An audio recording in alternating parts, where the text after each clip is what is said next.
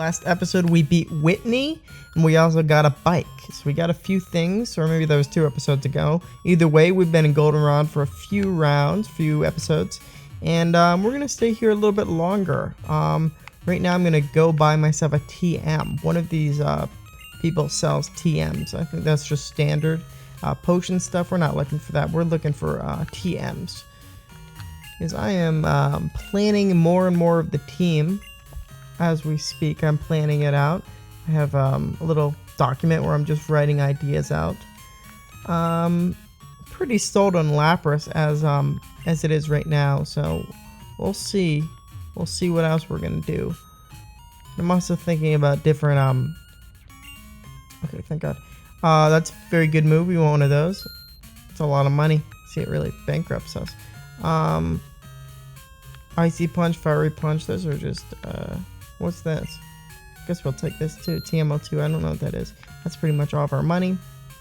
Just needed to get some TMs. In this generation, TMs are kind of greatly needed to make Pokemon good. Oh, that was Headbutt. Now we have 2 Headbutt TMs. They're actually not bad moves, so it's not the worst thing ever.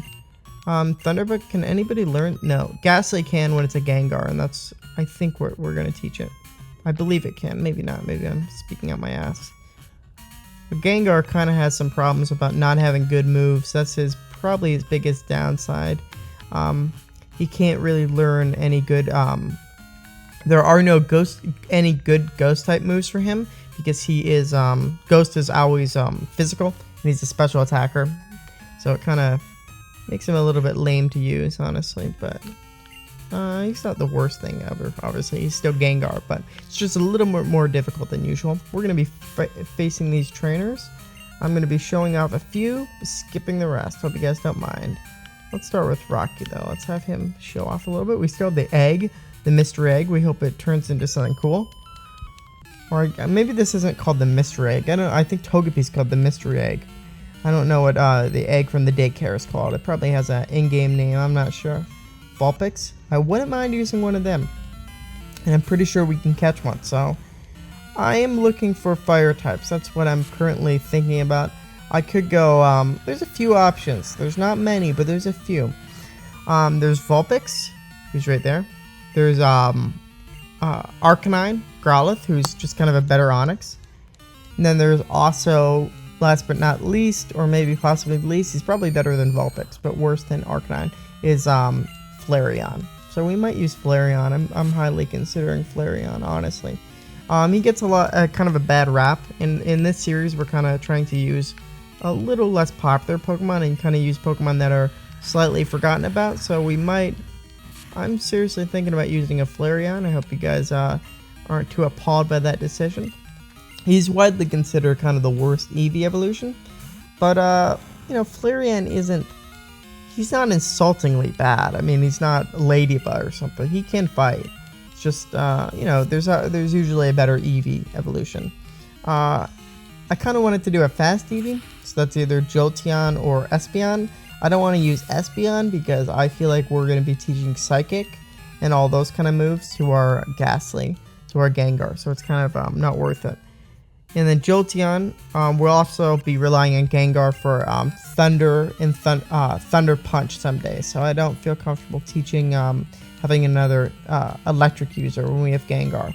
So I think we're kind of stuck with Flareon. We could obviously we can't do Vaporeon just because Vaporeon is because we'll be using Lapras, who's kind of very similar to Vaporeon in most ways.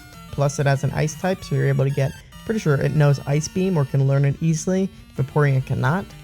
So kind of a difference there. But other than that, they're very similar. Bulky water types. And we're not going to do Umbreon because Umbreon is very, very slow. He's not really made to be played like in-game with. He's kind of more of a Pokemon that you use. Could do a Marill. That's a good water type. Decent water type. It's kind of a little bit not very aggressive. But it's kind of fun. It's kind of bulky, but honestly, if we're going to do a bulky water type, I'm going to go with Lapras, who can also hit ice with ice. And that's kind of a needed thing in this game because in at the end of this game, there's a lot of dragon types, and they can usually they can really hurt teams if you don't know what you're doing. You're gonna face the really difficult dragon type gym leader. I think her name is Claire. Yes, Claire. That's the final gym leader of this game. She's pretty difficult. She's probably the hardest one. Maybe Bugsy is harder, and Whitney probably. People have a lot of trouble with those. But Claire is no pushover. And there's also her cousin Lance, who's the leader of the Elite Four. He's a dragon type user. And the Lapras would really come in handy for those kind of bosses. A Lapras can really wall those things out. So, yeah, I'm thinking about it. I'm thinking about a good old-fashioned Lapras. Diglett. I wish we could catch a Diglett. You can't catch those until I think the end game. So, kind of sucks. A lot of the Pokemon are kind of held off for the end game. That's kind of a downside of the second generation of Pokemon. You kind of have to break out of the mindset. I'm trying to kind of fall into the mindset of like not wanting to use Kanto Pokemon. So it kind of limits who I want to use on the team. Obviously, I am going to be using a lot of Kanto Pokemon. I notice that. But it's something I don't feel fully comfortable doing. But you kind of have to get comfortable using them if you want to play through Gen 2. Gen 2 is kind of designed for you to do that. It's not designed like later generations where it's like a soft reset. This game is not a soft reset like Gen 3 is, and to some extent Gen 5 absolutely not. To some extent Gen 5 is absolutely a reboot, and you could probably make an argument that another one of those Pokemon gens are kind of a soft reboot, but absolutely Gen 3 and Gen 5 are, since they have earlier Pokemon, but you're supposed to be using the new ones. They fill up a large amount of the decks. But Gen 2 is not that. Gen 2, you are supposed to use Gen 1 Pokemon. It's not something you're even supposed to think about. Alright, well, I'll meet back with you guys when I'm back where I was before I healed. On my way, I also grabbed myself a Coke in real life, so I have something to drink. Hope you guys don't mind if I take a few sips. So it kind of gets a little bit tiring to do live commentary. It can be a little annoying at times. Voltorb. That's kind of not a great Pokemon. It's probably hurt by every Pokemon in this game is very, very hurt by their movesets. You kind of got to get used to that because no Pokemon, except for maybe the starters, have good movesets. All of them rely on kind of weak moves to do damage. So yeah, that's a big negative. I guess maybe there's just like a different...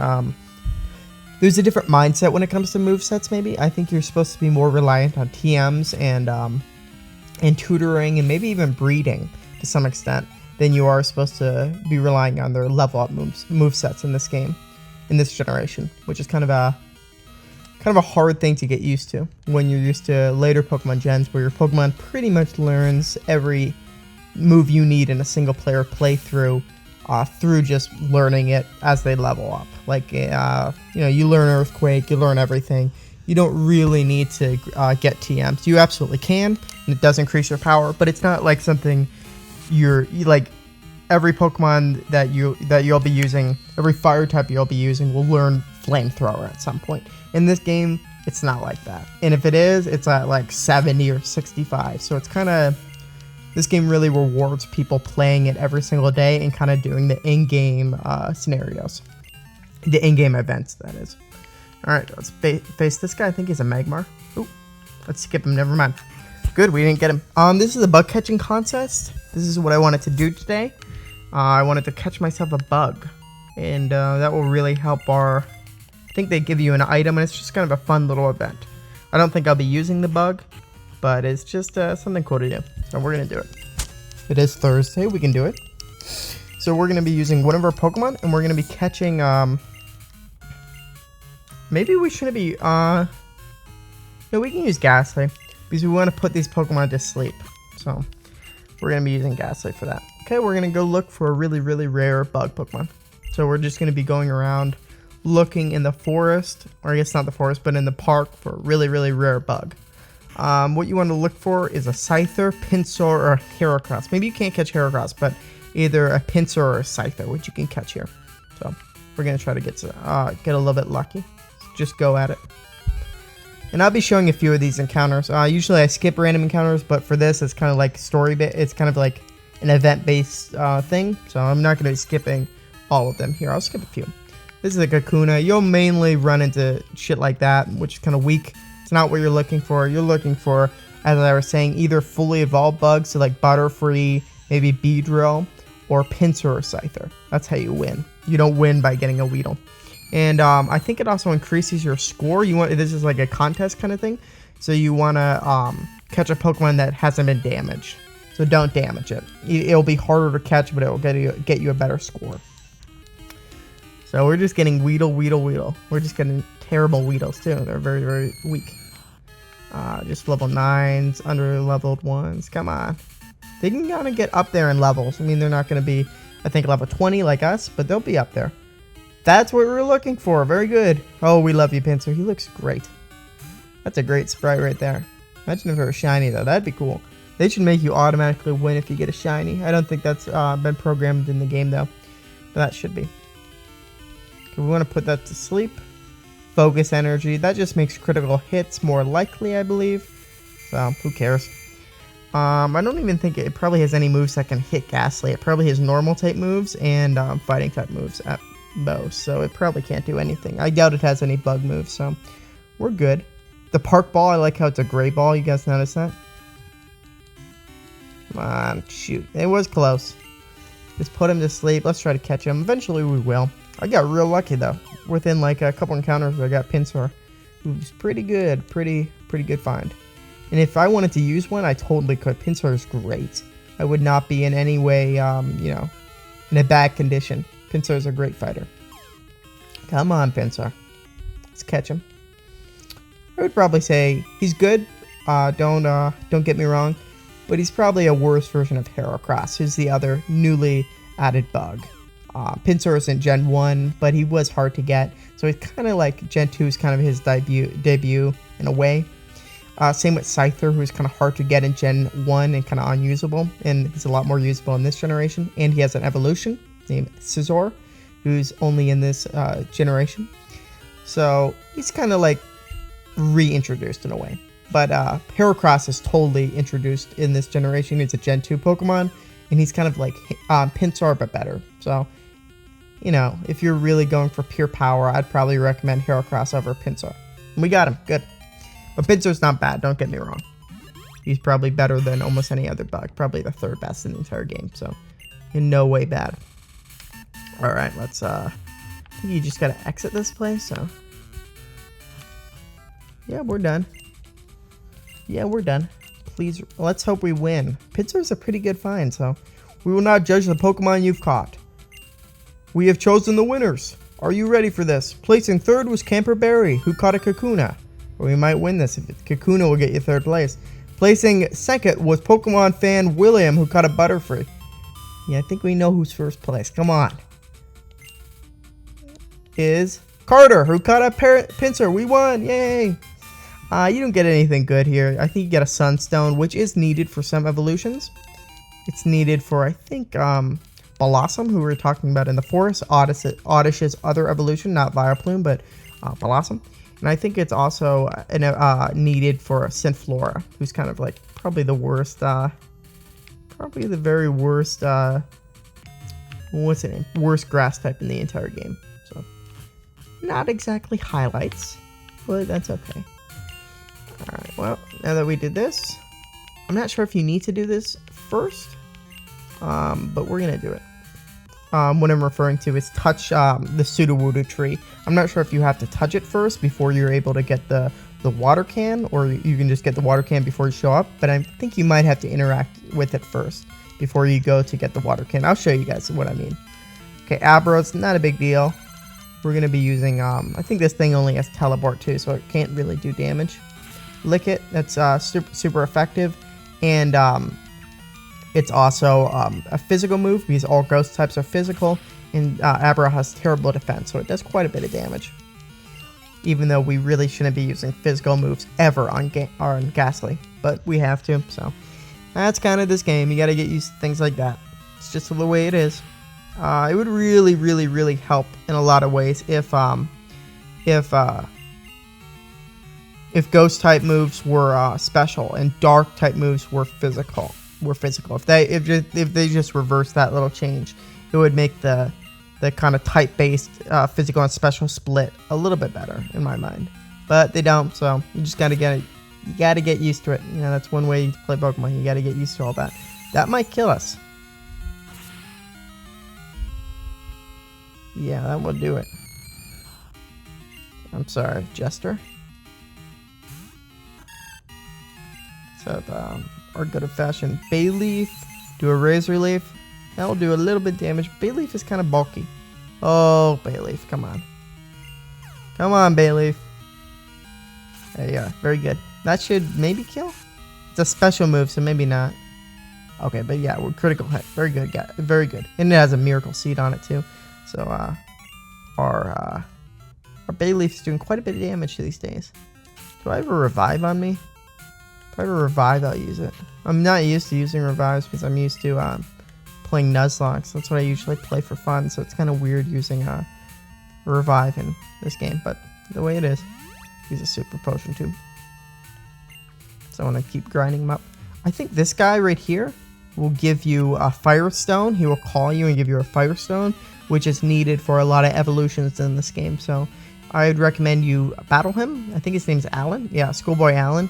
You battle him, and then he will give you his phone number, and then you can call. And then he will call you if he gets like rare evolution stones. I think it's the Firestone he is. It's a pretty good guy. You kind of need that, and the game expects that you'll take advantage of those in-game events. So it's kind of balanced around it, which is kind of annoying for how people play Pokemon nowadays. Oh my god, that did no damage. People don't play Pokemon Crystal Gen 2 as like it's supposed to be kind of treated like Animal Crossing, which is kind of a weird way to think about it. It's supposed to be played every single day, and you're supposed to do the in-game events, which is not how people play Pokemon, at least nowadays, through like emulation.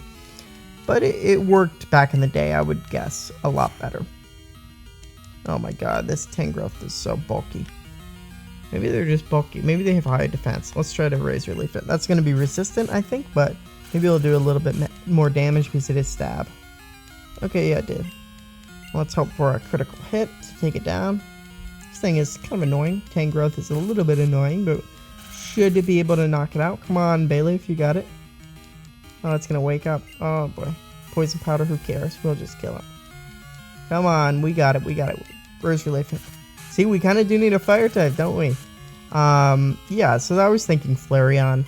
I could probably be convinced into either the main three. You cannot get Magmar, by the way. I was looking that up. I was totally going to use a Magmar. If our egg hatches into a Magmar, I'm going to definitely use it. Absolutely. But I'm doubting that it will. So, ooh, I kind of want to learn this. I'll get rid of Poison Powder. Poison Powder is decent, but I'd rather be able to heal. Synthesis will let you heal in battle. It's not very good if you use potions in battle, but I'm kind of against that. It's just not my thing, so our mom is calling us. Oh, she can buy us things. Okay, I didn't think she could. She'll put it in our PC so we can check our computer. Okay, let's talk to this. I'm the flower shop's Flora. Listen, listen. When I sprinkled water on that wiggly tree, it jumped right up. It has to be a Pokemon. I bet it would be shocked out of its disguise if you soaked it with water. I know, I'll tell my sis and borrow her water bottle. Yeah, I think you did need to do that, so we did the right thing. Okay, I'll meet back with you guys in a second when I get to where they want you to go. It takes a little bit of a walk, so I'll see you then. Hello, we are back in Goldenrod. You have to go to this little place by the gym. Talk to her, I believe. Oh, maybe talk to the blue-haired girl, never mind. Blue-dressed woman, I guess, not blue-haired, but you know what I mean. What's going on? When I told my sis about the jiggly tree, she told me it's dangerous. If I beat Whitney, I wonder if she'll lend me her water bottle. Okay, maybe if we talk to her again? Maybe, I don't know. Oh, you're better than Whitney. You'll be okay then. Here's the Squirtle bottle. Okay, so you're supposed to do that all before Whitney. I think that's the idea. You're supposed to, oh, so I have to challenge Whitney now. But we just did it before, so we did Whitney before, that is. So, not a big deal. We're fine. Let's just keep going, and I'll meet you guys back when I'm there. Okay, we are back here at this wiggly tree. We're going to hit it with the water. Here we are. And it should start to move, and then it becomes a Pokemon. And you just battle it. So, this is a really rare Pokemon. This is the only one in the entire game. He's not great, Sudowoodo, but he's not terrible either. I might just catch him for the hell of it. So, I was thinking about using him, but probably not. But you never know. So just because you never know, I'll catch him. Just in case I get, you know, Sudowoodo bound, I'll use one. Let's catch him. What else can we do to him? I want to damage him a little bit. Maybe Pinsir. Not going to be using Pinsir, obviously, but, you know, use him when I have free membership in the team. Why not? Just won't be training him up, if you know what I mean. Yeah, he doesn't have great moves. That's why he wasn't doing much to us. Vice Grip, that's not going to do anything. Yeah. What can we do? Can we just damage it a little bit, please? I'm going to switch to Chikorita. Or Bayleaf, rather. Maybe we can get away with one Razor Leaf? Yeah, come on, let's go. Let's see if it kills. Yeah, I knew, because it's not double effective. Sudowoodo is not ground type. It's only rock types, and that means a lot of rock types and ground types are dual effective against grass. Because they're both rock and ground types. Sudowoodo is only rock type, so he's not double weak. He's just weak, so he can take one hit. Oh my god, we're not going to be able to catch this guy, are we? That might do a little bit of damage. Alright. I will meet back with you guys once I catch it. Okay, and with that Pokeball, I did catch it. Just wanted to cut some of that out. This video is probably going a little bit long, so I don't want you guys to watch me just mess with a Sudowoodo for a little bit. Let's just name it Wood. It's kind of a decent name. Kind of a fun little name. It's not wood, though. That's the whole point of Sudowoodo. It's like a fake tree. He's like a rock who's pretending to be a tree. And that's why he's afraid of water. Usually trees like water, but Sudowoodo is a rock, so he's like afraid of it. Kind of a fun little thing there. And we also got to this whole place. I think this is Violet City. Yeah, I'm gonna heal up. All right, now that I healed up, let's go back on the route. I just wanted to show you guys that you could go to Violet City. It's a good way to heal up before this next route, which can kind of kick your ass. Here we are. Let's go up. Can be a little bit scary. But we'll be getting to the rest of this next episode. We'll be going up further and facing these trainers. So see you guys next episode. Have a good one.